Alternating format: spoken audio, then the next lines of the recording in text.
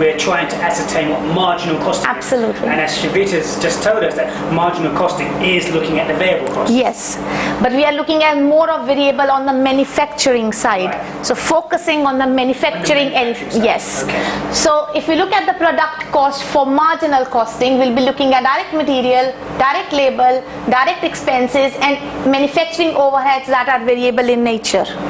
When we look at the period cost, we'll be looking at fixed manufacturing. Yes. And anything which is related to non-manufacturing, which is your admin, your sales, your marketing, that all comes under your period costs. So that's the 4 main elements we'll be concentrating on for marginal. Moving forward, we'll be looking at absorption costing. And absorption costing, also known as full costing. So anything relating to manufacturing, if it's variable, if it's fixed, they all are treated as product costs. Okay, so absorption costing, Yes. in relation to manufacturing, Yes. combines both variable and fixed costs. Absolutely. Okay. Absolutely. And rest all, which is non-manufacturing, either variable or fixed, that comes under your period cost. And that's another difference. So again, looking at a similar classification, and here you can pinpoint the difference between the absorption costing and margin costing, because when we looked at marginal costing, we have this element there, direct material, we had direct labor, we had direct expenses, we had variable manufacturing overhead. It's only this part, the fixed manufacturing overhead, which was treated as a period cost in a marginal, is treating as a product cost in absorption. Okay, just say that one more time. Yes. So again, when we look at absorption costing, and we are looking at the product and the period costs, and we said that anything that is related to manufacturing, doesn't matter it's variable or fixed, will be treated as product cost. So we are taking direct material, direct labor, direct expenses, and variable manufacturing overheads, which are already there when we're looking at the marginal side. Only this element, which is fixed manufacturing overheads, that is the only element that has been added to the product cost under absorption costing. Because the main difference between absorption costing and marginal costing is the fixed costs. Yes, and it's only the fixed manufacturing cost.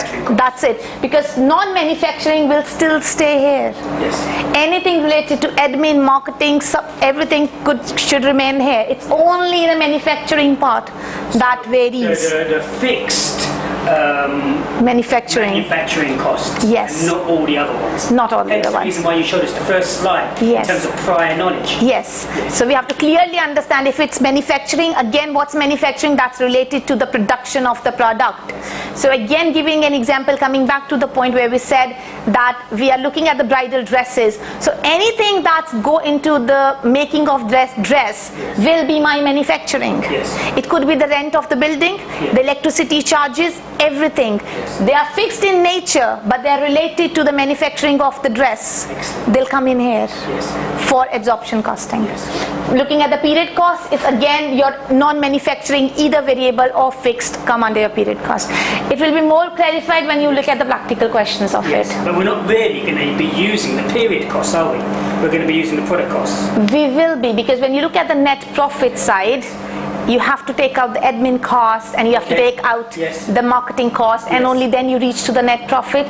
So we'll be taking them out. I'm jumping the gun a little. No. But that's what we're trying to say. Sorry. Downstairs. What is it, one-on-one? Yeah. Okay.